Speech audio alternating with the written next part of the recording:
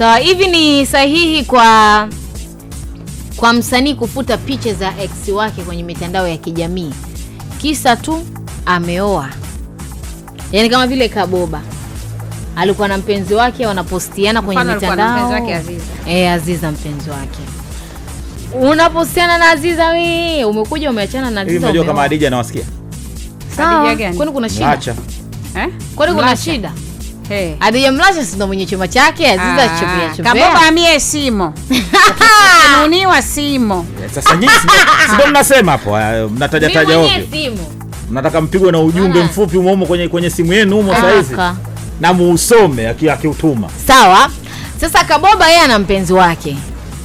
Baada ya kuachana na mpenzi wake, akaenda kuoa. Alivooa akafuta picha zote za ex wake. Kuna ubaya? Hakuna ubaya.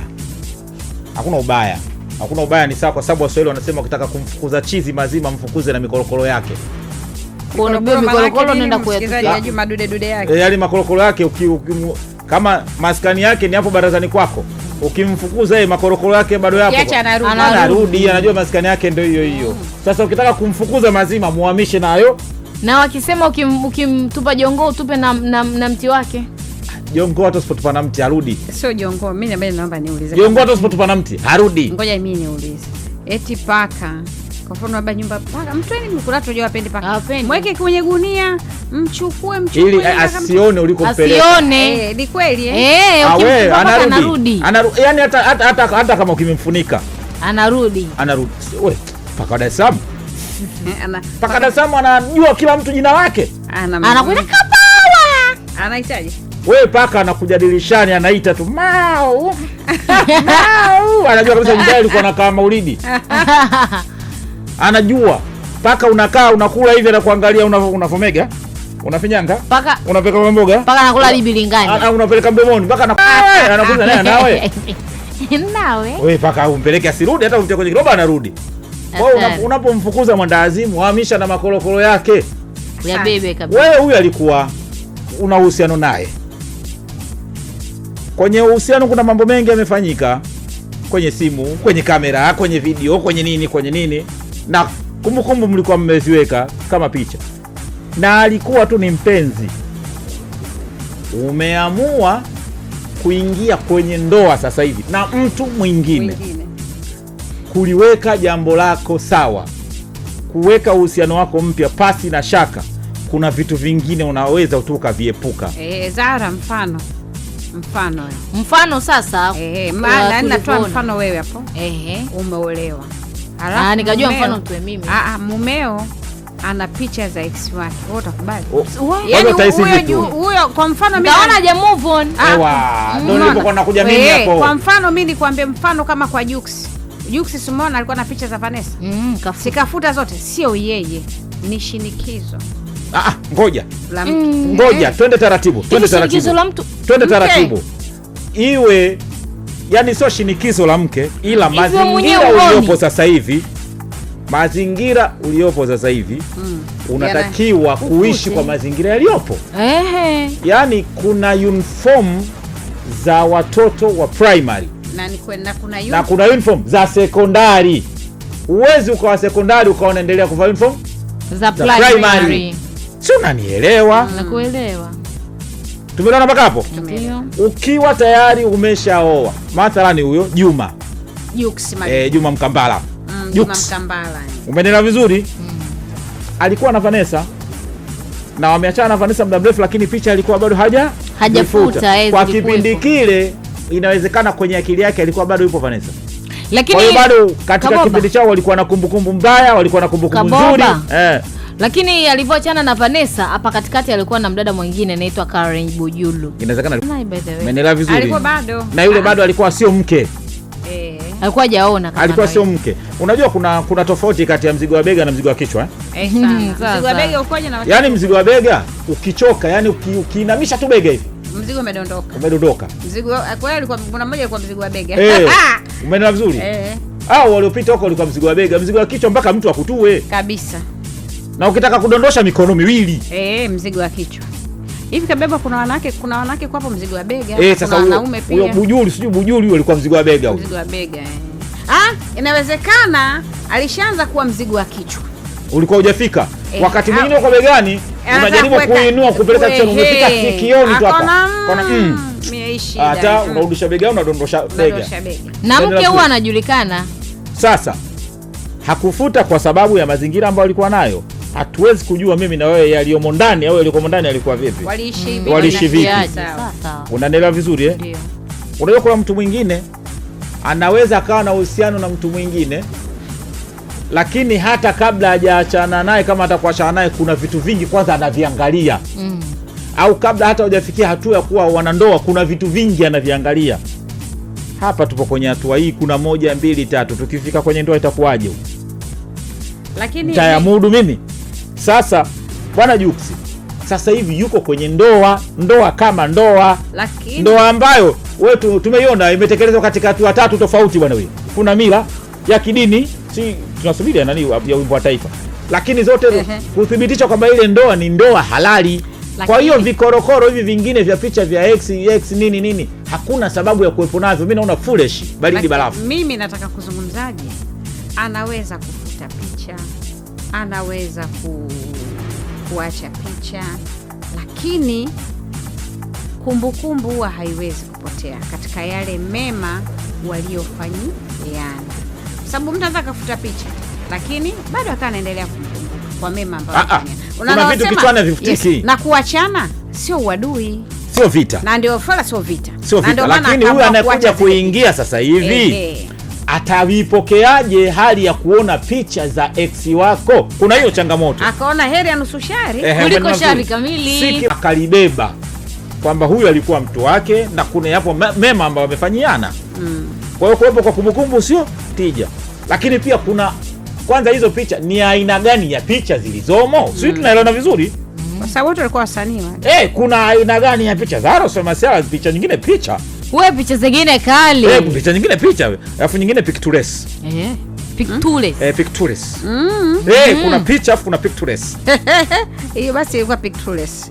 Pengine nyingine pictures. Pictures. Kama pictures hapo sawa. Lakini kama pictures alikuwa na haki afute. Lakini kama picha inategemea na inategemea. Unajua hii hata nikijieleza naweza nikaeleweka au sihitaji maelezo, muangaliaje tu anajua anaelewa. Lakini kama pictures unaachaje kufuta? Unafuta pictures. Unaachaje kufuta? Wewe si muulize nani? Muulize umeme. Alifuta muulize umeme. Akatuaga usiku mwema wananzengo. Zile pictures. Hatari. Super duper producer.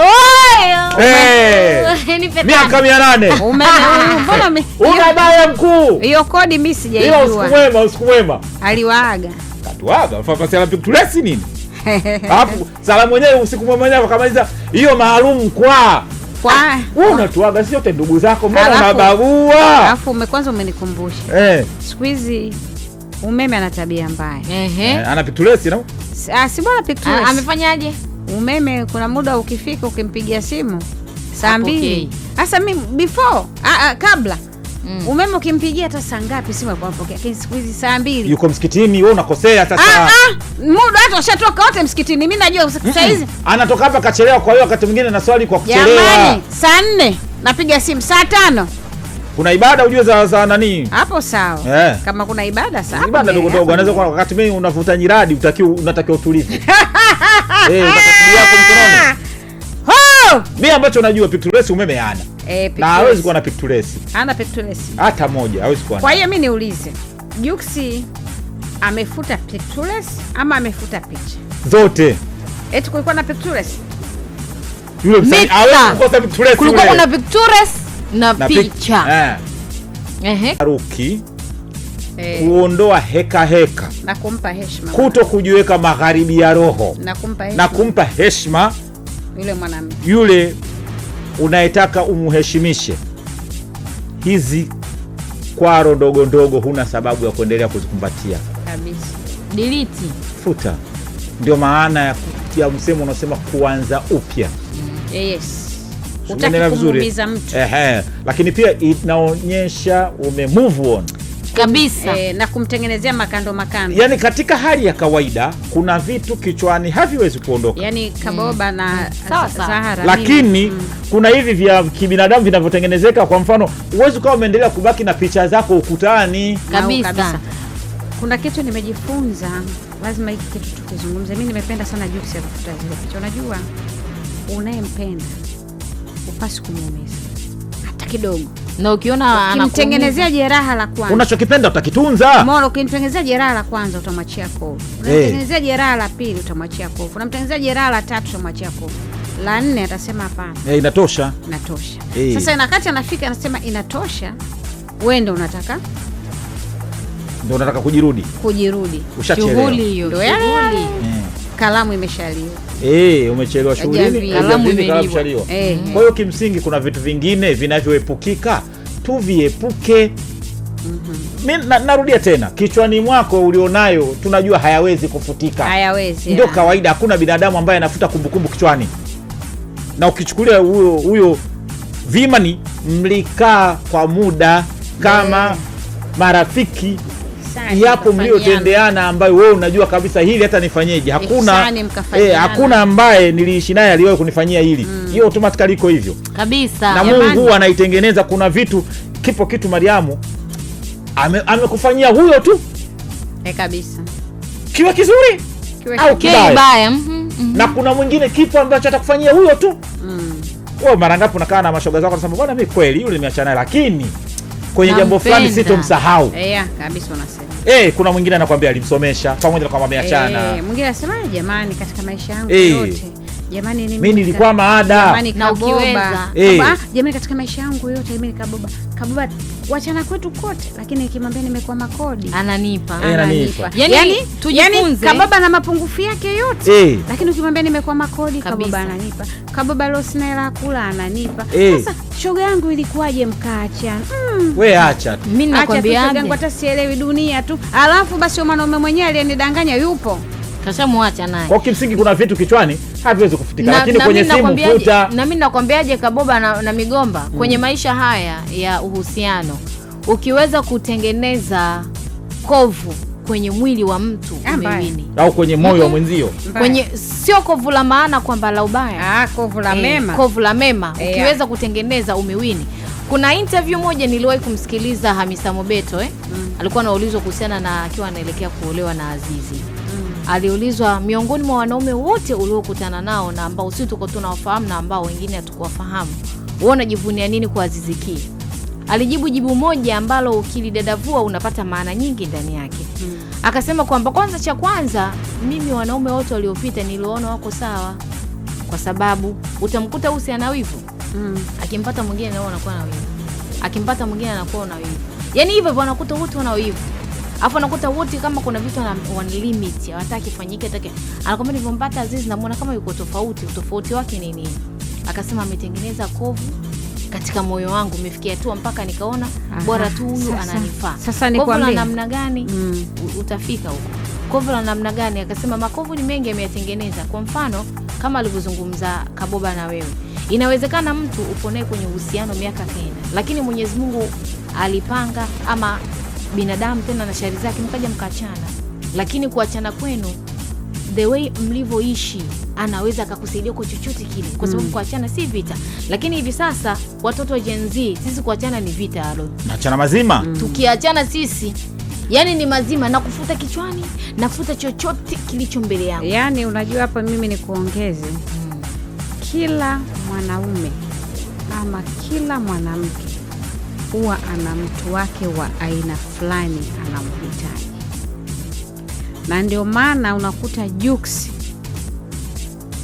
ukiangalia aina ya Vanessa, aina ya Priscilla ni ile ile aina, lakini alikuwa anamtafuta mwanamke ambaye atakayeendana na Vanessa kabisa. Na safari yake hii, unajua Jux watu walimsema vibaya sana. Yani sijui mwenzako tundoka olewa, Vanessa hajaolewa. Utafikiri mahali wanampa wao. Ngoja nikwambie, Vanessa bado hajaolewa. Yani kisi ndo ameisha, lakini wao watafunga tu ndoa na tayari ameamua kuzaa. Unajua mimi huwa napenda mimi kiukweli, watu wanasema Mariam unapendelea sana wanaume, lakini mimi kusema ukweli tupendelee. Na wapenda sana wanaume. Wanaume baadhi ya wanaume sio wa kukurupuka kabisa. Mfano Jux angeamua akurupuke. Na ule Karen Mbujuru. Achana Mbujuru. Yaani wanawake wengine ambao sisi hatuwajui. Umenielewa? Yaani yule alikuwa anatafuta aina ya, unajua utulivu wa mapenzi ni kitu kingine kabisa. Yani mwanamume sasa hivi hapa umwambie hivi, kuna hela yako sehemu fulani, nenda akaichukue, na amekosa utulivu wa mapenzi kwa yule mwanamke ambaye alikuwa akimhitaji. Amini hata hela ile hawezi kwenda kuchukua. Hawezi. Umenielewa? Lakini utulivu wa nafsi ukitulia, hata umwambie bwana hela yako, anakuambia sasa hivi nakuja, anaenda kuichukua. Kwa hiyo Jux kama Jux, kwanza mimi nampa hongera kwa kukaa, hakukurupuka.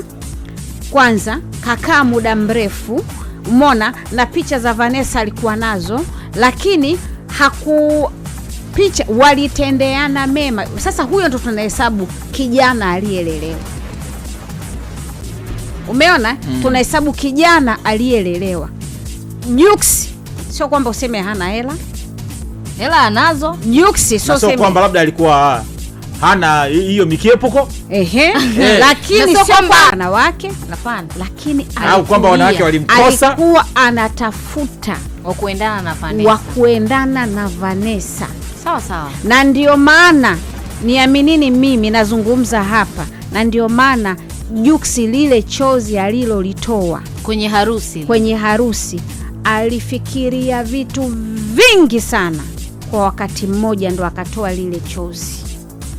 Umenielewa? Na natumai wakati Vanessa alimwacha Jux alipitia wakati mgumu sana.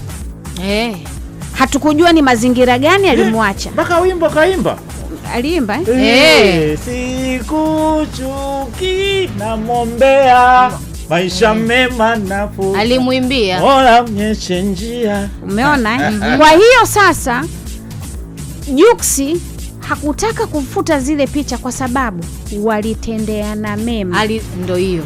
Ikafika mahali alivyompata nani, Mbujeje? Mbujuru. Mbujeje sio. Alivyompata Mbujuru. Sio Mbujuru. Bujuru. Ukishasema mbu tu jue jeje. Alivyompata Bujuru yule. Kwa nini ya kufuta zile picha za Vanessa na alikuwa yuko na Bujuru. Umenielewa? Tayari alikuwa ndo hiyo mzigo wa bega, hakuwa mzigo wa kichwa.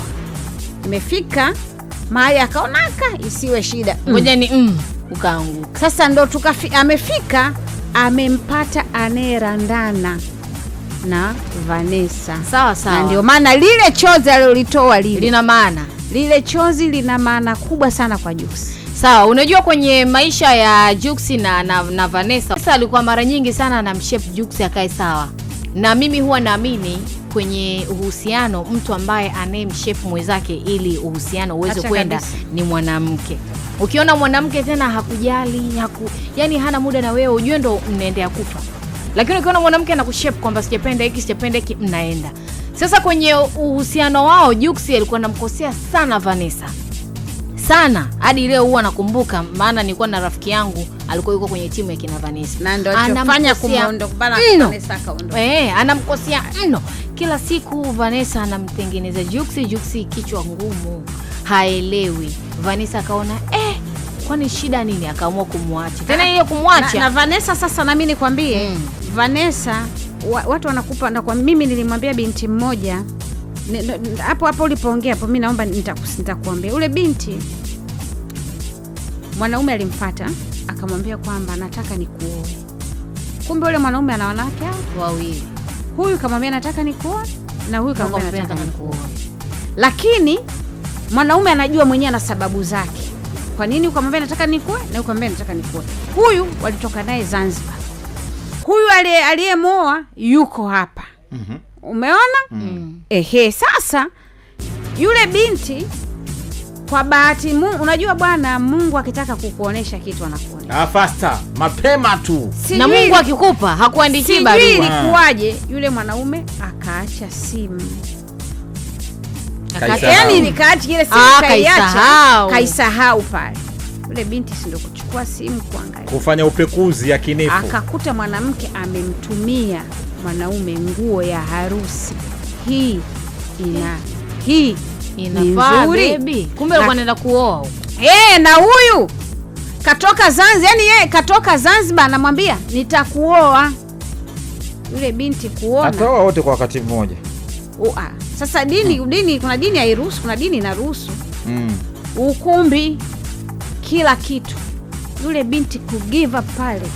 Unajua kumwacha mwanaume ambaye ghafla tayari bado yani ulikuwa hujajiandaa, inauma. Yule binti alilia. Sasa kumwacha akawa hawezi. Tukamshauri kitu kimoja, unachotakiwa kufanya ni nini? Mwache aoe. Madhali we hajakutamkia, hajakuambia chochote kile, piga kimya. Ule binti kweli alimsikivu. Unajua watu wasikivu ni wachache. Tukamwambia piga kimya, mwache aoe, amalize. Wewe anakuhudumia kila kitu, ada anakulipia, nikakupangia, nenda naye, lakini ipo siku atakuja kupata aliyekuwa sahihi, ambaye ndio tunatolea mfano sasa Vanessa. Kama Jux alishai kumuumiza Vanessa alipompata Rotimi, ndio akalinganisha, akaona huyu mimi ananifaa, acha niende naye. Na inawezekana Rotimi na yeye pia aliumizwa. Maana hiyo cheni inavyokuwa, sasa akamwambia hapa mimi niko tayari. Vanessa kamlalamikia Rotimi, mimi maisha nini na nini, akamwambia mimi niko tayari, mimi pia niko hivyo. Kwa hiyo sasa Jux kuja kukumbuka shuka kwamba Vanessa mimi ni mwanamke ndio ambaye alikuwa ananipenda, inawezekana ilimuathiri kwa muda mrefu sana, na ndio maana mpaka kuja kumpata huyu. Lakini ukweli utabakia kwenye ukweli. Kufuta picha ni lazima, kwa sababu kumpa heshima yule mwanamke.